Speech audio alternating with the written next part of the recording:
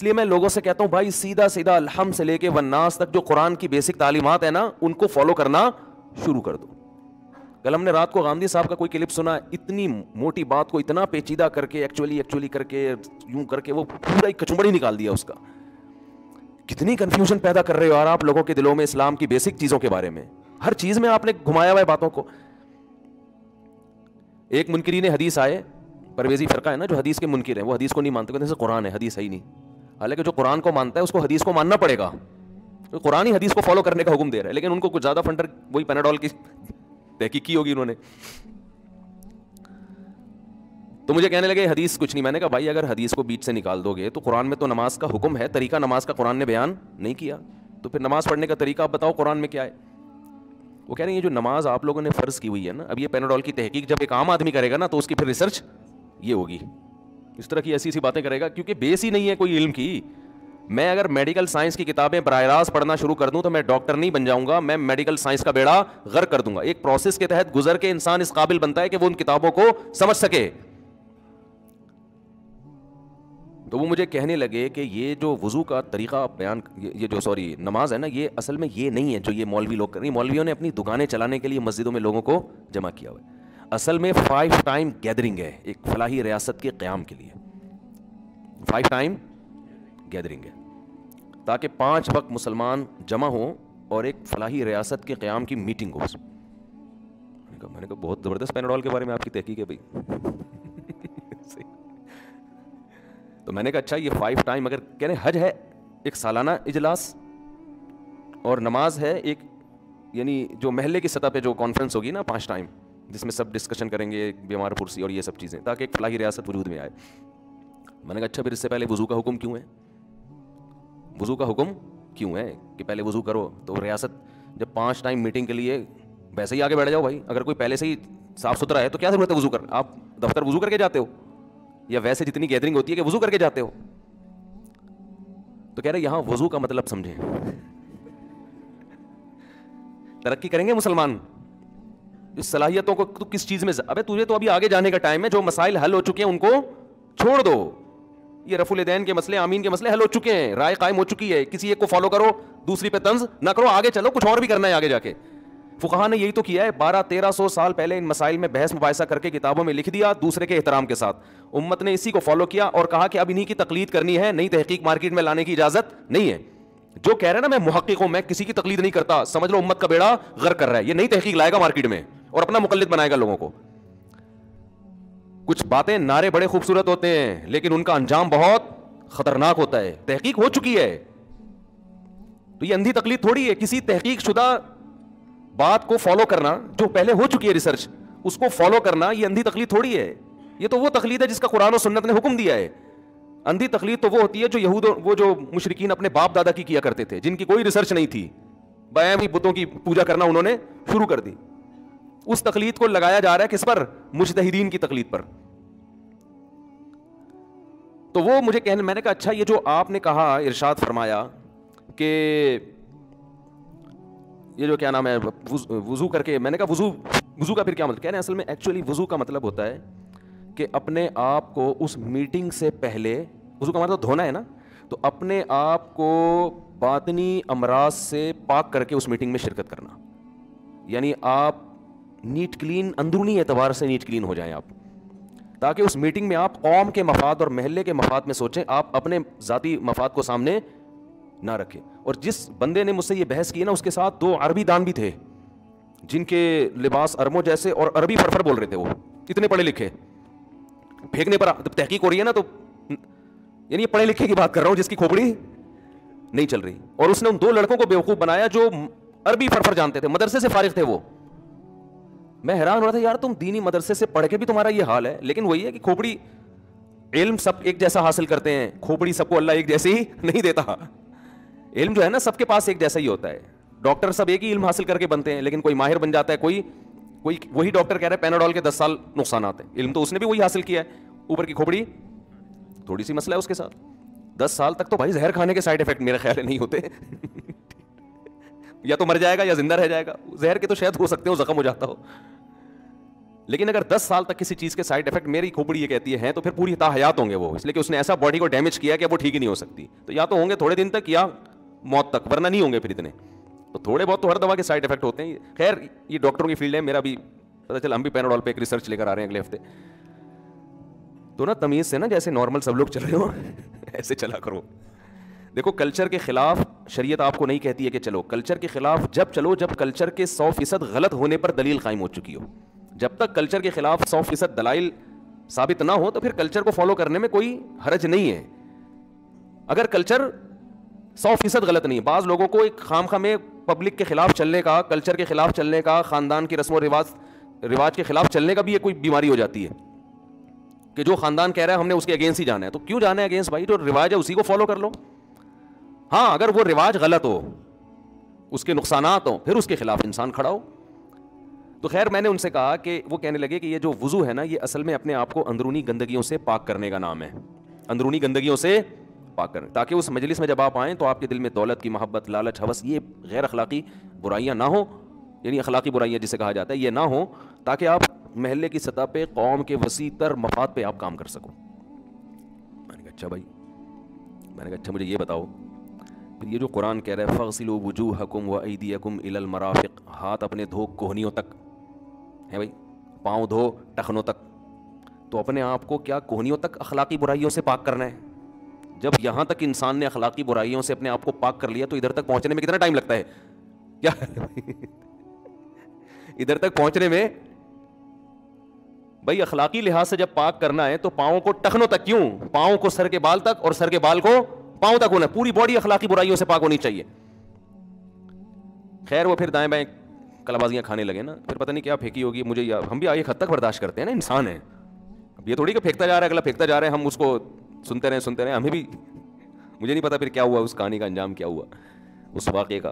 خیر تو میں یہ عرض کر رہا تھا کہ مسلمانوں میں ایک بڑا فالٹ جو آیا ہے نا, یہ جو کہتے ہیں نا مولویوں نے جنت جہنم میں لگا دیا, جس کی وجہ سے سائنسی ترقی سے پیچھے رہ گئے ہیں. بات یہ ہے کہ مسلمان اول تو مذہب پہ ہے نہیں, اور جس مذہب پہ ہے وہ والا مذہب جو نبی دے کر گئے تھے, بہت سے مسلمان اس ٹریک سے ہٹ گئے, بلکہ میں اگر کہوں کہ زیادہ تر ہٹ گئے ہیں, تو شاید یہ بات غلط نہیں ہوگی. تو آپ کو کربلا کے واقعات بھرپور طریقے سے یاد ہیں, ٹھیک ہے نا, آپ کو کسی خاص شخصیت کے فضائل پر آپ 6 گھنٹے بیان کر سکتے ہو, حالانکہ اسلام میں شخصیتیں مطلوب نہیں ہوتی, اسلام میں شخصیت مطلوب ہی نہیں ہے.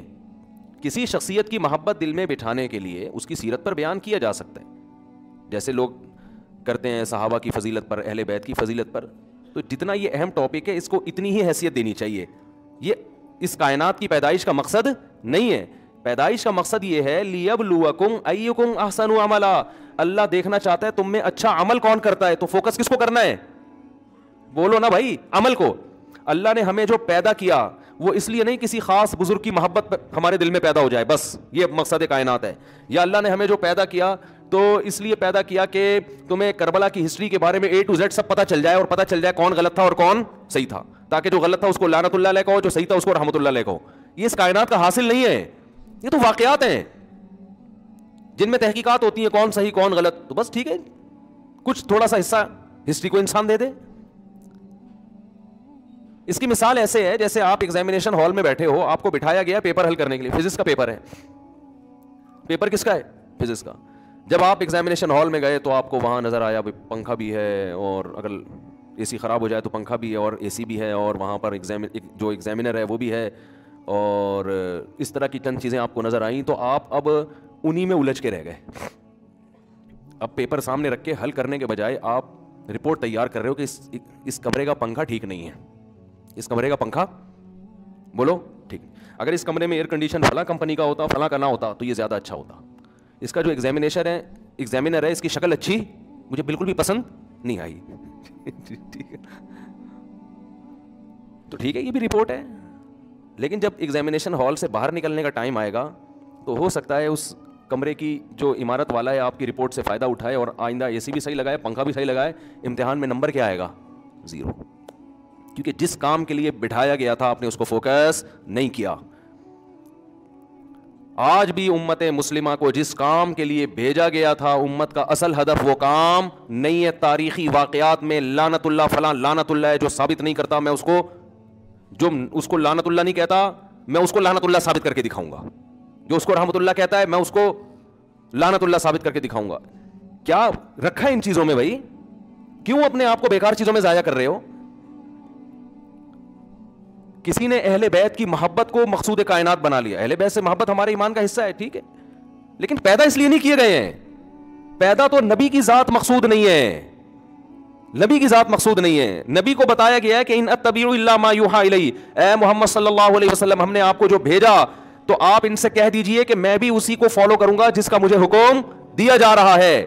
ان عصیت انی اخاف ان عصیت ربی عذاب یوم عظیم, اگر میں نے اس رب کے حکم کو فالو نہیں کیا تو جیسے تمہیں خدا کے عذاب کا ڈر ہے اسی طرح پورا پورا ڈر مجھے بھی ہے. تو میری پیدائش کا مقصد بھی کیا ہے؟ لیبلوکم ایکم احسن عملا. پیغمبر کو بھی اس لیے پیدا کیا گیا, اللہ دیکھنا چاہتا ہے کون اچھا عمل اور کون برا عمل کرتا ہے. اور پیغمبر جو رسالت کا کام ہے وہ بھرپور کرتے ہیں کہ نہیں کرتے؟ یا ایھا الرسول بلغ ما انزل الیک, اے رسول جو اللہ نے پیغام آپ کو دیا آپ نے بھرپور پہنچانا ہے. فإن لم تفعل فما بلغت رسالتہ, اگر آپ نے پیغام نہیں پہنچایا تو آپ نے رسالت کا حق ادا نہیں کیا. تو یہ آزمائش کس کی ہے؟ پیغمبر صلی اللہ علیہ وسلم کی بھی. تو ہر ایک آزمائش کے لیے پیدا ہوا ہے. یہ جو ہم کہتے ہیں نا محمد صلی اللہ علیہ وسلم مقصود کائنات ہے, یہ مجازن کہا جاتا ہے. اس کا ایک صحیح مطلب بھی بنتا ہے کہ اصل مقصود تو آزمائش ہے کہ کون اچھا عمل اور کون برا عمل. اس مقصود پر لانے کے لیے کس کو بھیجا گیا ہے؟ نبی صلی اللہ علیہ وسلم کو. تو اس لحاظ سے آپ مقصود کائنات ہیں, ورنہ اصل مقصود پیغمبر تو خود ذریعہ مقصود ہیں. سفیر جب کسی کو بنا کے بھیجا جاتا ہے تو میسنجر بنا کے بھیجا جاتا ہے تو وہ پیغام مقصود ہوتا ہے, اس میں میسنجر مقصود نہیں ہوتا. تو مجازن تو کہنا ٹھیک ہے کہ نبی مقصود کائنات ہیں, لیکن حقیقت میں اس کائنات کی پیدائش کا مقصد انسان کی خدمت اور انسان کا مقصد لیبلوکم ایکم احسن عملا, اللہ دیکھ رہا ہے تم میں اچھا عمل کون کرتا ہے. سمجھ میں آ رہی ہے بات کہ نہیں آ رہی ہے؟ دیکھو قرآن نے ہسٹری بھی بیان کی ہے, بنی اسرائیل کی تاریخ قرآن بیان کرتا ہے نا, ہے بھائی؟ بنی اسرائیل کی ہسٹری بیان کی نا قرآن نے. بولو نا کیا ہو گیا؟ بہت بیان کیا قرآن نے بنی اسرائیل کی ہسٹری, لیکن قرآن ہسٹری کو ہسٹری کے انداز میں بیان نہیں کرتا. قرآن موسیٰ علیہ السلام کا واقعہ بیان کرتا ہے, اس میں جو کام بعد میں ہوا اس کو پہلے بیان کر دیتا ہے, جو پہلے ہوا اس کو بعد میں. کیوں؟ تاکہ آپ قرآن کو ہسٹری کی کتاب نہ سمجھے. تاریخ دان جب کوئی ہسٹری لکھتا ہے تو ترتیب سے لکھتا ہے, قرآن واقعہ ترتیب سے بیان نہیں کرتا تاکہ لوگ اس واقعے میں نہ الجھ کے رہ جائیں, اس کو ایک تاریخی واقعہ نہ سمجھیں. قرآن بلاغت کی کتاب ہے, جو میسج دینا چاہتا ہے تو واقعہ کا جو پہلو میسج کے لحاظ سے پہلے بیان کرنا ضروری ہے, قرآن نے اس کو پہلے بیان کیا, حالانکہ وہ بعد میں ہوا ہے, اور جو بعد میں ہوا قرآن نے اس کو پہلے اور پہلے والے کو بعد میں بیان کر دیا. بہت ہوئے قرآن میں ایسے. ایک صرف سورہ یوسف ایسی ہے جو ترتیب سے بیان ہوئی ہے. اس میں بھی علماء یہ حکمت بیان کرتے ہیں کہ کل کوئی انگلی اٹھا سکتا تھا کہ بے رب کلام ہے, ان کو رب معاذ اللہ نہیں آتا, قرآن پہ یہ انگلی اٹھا سکتا تھا. تو قرآن نے یہ بھی کہہ دیا کہ ہم تمہیں سورہ یوسف کا واقعہ شروع سے آخر تک ترتیب سے سنائیں گے, تاکہ یہ الزام نہ ہو قرآن پر. لیکن اس کے باوجود جب قرآن بنی اسرائیل کی تاریخ بیان کرتا ہے, واقعات بیان کرتا ہے, تو حضرت عمر رضی اللہ تعالیٰ عنہ کیا کہتے تھے قرآن کی تفسیر میں؟ مضل قوم, بنی اسرائیل گزر چکی, اب ان واقعات سے براہ راست ہمیں کوئی دلچسپی نہیں ہے. ہم یہ جو پڑھ رہے ہیں نا اس لیے نہیں کہ بنی اسرائیل کیا کر رہے تھے یہ دیکھنے کے لیے. ہم جو تاریخ دان ہوتا ہے وہ تو یہ دیکھنے کے لیے نا کس نے ماضی میں کیا کیا حرکتیں کی ہیں, کون اچھا تھا کون برا تھا, یہ دیکھنے کے لیے ہوتا ہے نا. جیسے آج جب ہسٹری بیان کی جاتی ہے تو آپ کا مقصد کیا ہوتا ہے؟ کچھ لوگوں کو برا قرار دینا تاکہ ان کو گالیاں ملیں, کچھ لوگوں کو اچھا قرار دینا تاکہ لوگ ان کو دعائیں دیں, یہ مقصد ہوتا ہے نا. حضرت عمر اس مقصد سے ہٹا رہے ہیں.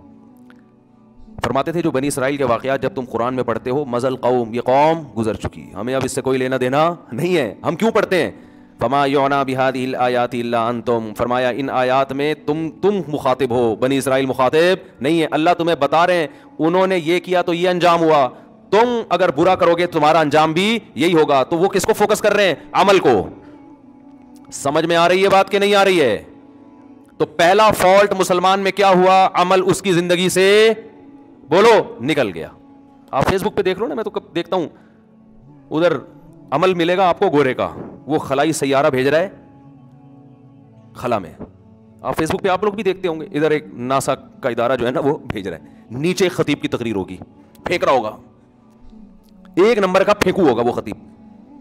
آدمی کہتا ہے یار وہ دیکھو وہ کافر ہے, وہ کیا کر رہے ہیں, وہ سیارے بھیج رہے ہیں, اور یہ کیا کر رہے ہیں, وہ ایسے زمین آسمان کے قلابے, فلاں ایسا تھا تو اچھا, فلاں اتنا اچھا تھا, بے ہوش ہو گئے لوگ, یار فلاں تو بہت اچھا تھا, بہت اچھا, تو بے ہوش ہو گئے. تو کیا کریں, بہت اچھا تھا تو بھائی, فلاں اتنا گندا تھا, لعنت اللہ, لوگ لعنت, تو کیا کریں بھائی, گندا تھا تو گندا تھا, اپنے انجام کو پہنچ گیا. ہسٹری کو اتنا بیان کرو جتنی ہمیں ضرورت ہے. تو گورا جو ہے نا وہ ترقی اس لیے نہیں کر رہا کہ مذہب پہ چلتا ہے, اس سے اور آگے ہوتا. ہم جو زمین میں دھستے چلے جا رہے ہیں, ایک تو مذہب پہ چل نہیں رہے, اور جو چل رہے ہیں وہ والے مذہب پہ نہیں چل رہے جو قرآن لے کر آیا ہے. انہوں نے قصے کہانیوں میں لوگوں کو الجھا دیا ہے.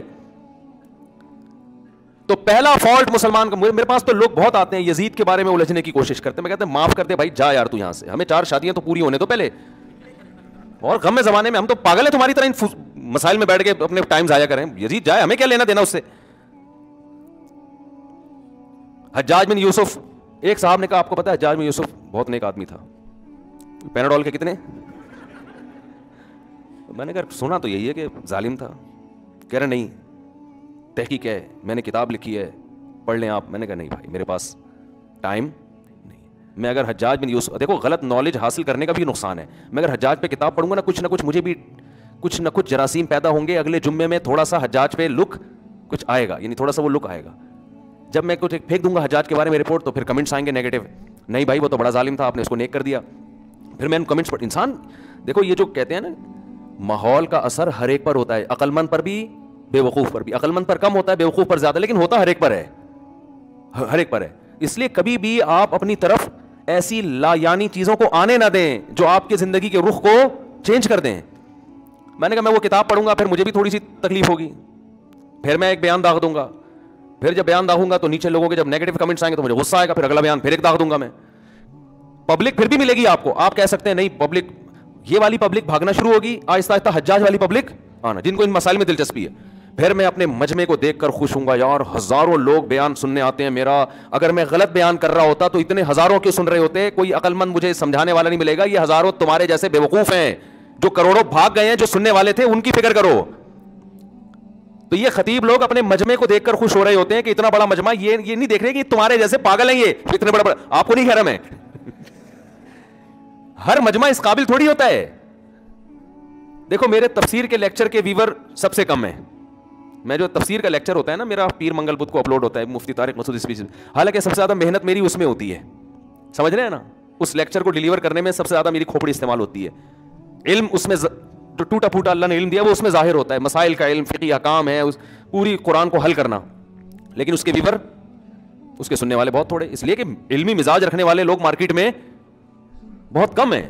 کیونکہ وہ 40 منٹ کا سننے کے لیے انسان کو, جس میں واقعی سیکھنے کا جذبہ پیدا ہوگا وہ سنے گا. تو ہر آدمی کو یہ ذوق نہیں ہوتا علم کا. لیکن اگر ہم کوئی لطیفہ چھوڑ دیں, وعلیکم السلام بھائی عبد الغفور, صحیح ہے نا, ایک لطیفہ تھا نا, تو وہ یار لوگ ایسے دیکھ رہے ہیں جیسے کبھی سنا ہی نہیں انہوں نے کوئی لطیفہ. وہ ایک قاری صاحب تھے نا, قبرستان کے قریب سے گزرتے تھے, کبھی بیمار نہیں ہوتے تھے, بچوں کو پریشانی تھی, بیمار نہیں ہوتے تو چھٹی بھی نہیں کرتے. تو ایک بچے نے قبر کے پیچھے چھپ گیا, قاری صاحب کا نام تھا عبد الغفور, انہوں نے سلام کیا قبر میں نا, السلام علیکم یا اہل القبور, آواز آئی وعلیکم السلام بھائی عبد الغفور, بچے نے چھوڑا, بچہ بے ہوش ہو گیا, او سوری وہ قاری صاحب بے ہوش ہو کے گر گئے. جلدی اسپیڈ میں لطیفہ ایسے ہی ہوتا ہے.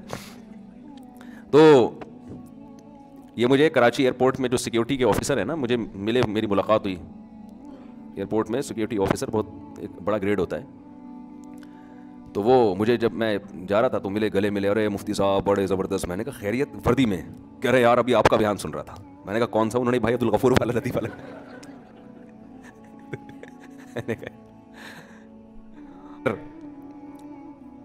تو اگر ہم بھی وہ رپورٹ پوری حجاج بن یوسف والی پڑھ لیتے تو آگے بیان کس پر ہوتا؟ پھر حجاج بن یوسف, پھر بنو امیہ. بعض لوگوں کا کام ہی بنو امیہ, تو بنو عباس نہیں گیا تو بنو امیہ نے یہ کیا, ابے چھوڑ دے.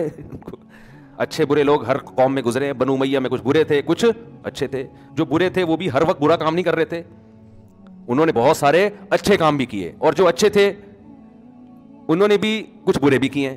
لیکن آپ جب ایک کھوپڑی بنا کے بیٹھ جاتے ہو نا تو بنو امیہ کا لفظ ہی آپ کو چڑ ہو جائے گی. بعض لوگوں کا زندگی کا مقصد ہی یہی ہے بنو امیہ کی ایسی کرنا. تو بس بنو امیہ کا لفظ آئے گا تو اب جو ان کے اچھے اچھے کام ہیں وہ بھی سائڈ پہ.